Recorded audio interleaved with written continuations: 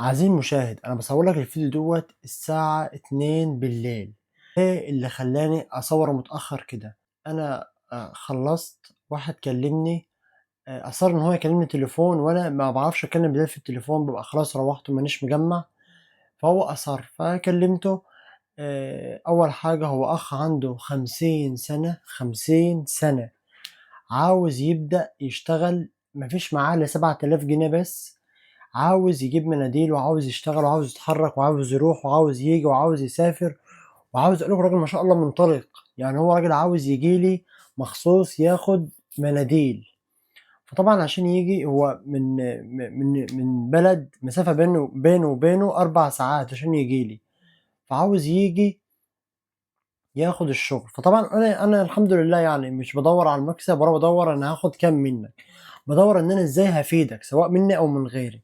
فقعدت أتكلّم معاه، هو كأخ كبير ليّا طبعًا، قعدت أتكلّم معاه وهو راجل محترمني ومحترم رأيي وبيقول لي: "أنت بتشجّعني." ففعلًا فرّحني أوي، يعني أنا باتبسط لمّا تلاقي واحد بس استفاد منّي بأي شكل من الأشكال. راجل ما شاء الله عنده قوة إن هو يبدأ وعزيمة مع إنه عنده 50 سَنة، بس عنده هدف، عايز يشتغل، عاوز يعمل حاجة.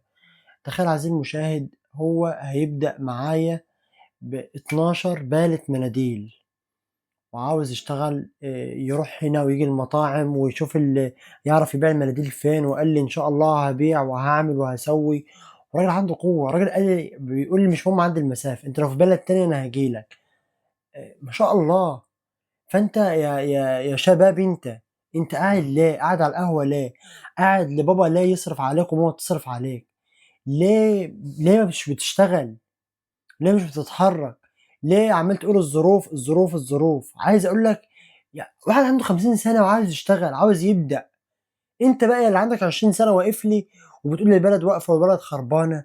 يا عم اشتغل يا عم وما تجيبش مشاكلك كلّها على غيرك. تحياتي للأخ الكبير ده وأتمنى لك التوفيق وربنا يسعدك. وفي برضه يعني في ناس تانية، يعني في بنت ممكن عندها 20 سَنة، 25 سَنة تبعت لي تقول لي أنا عاوزة أبدأ أعمل إيه، أسوي إيه. فعلًا والله العظيم بتشجعوني وبتفرحوني، يعني حد عاوز يبدأ بالحلال ويشتغل بالحلال، أتمنى لك التوفيق من كل قلبي، وأنا معاك في أي وقت.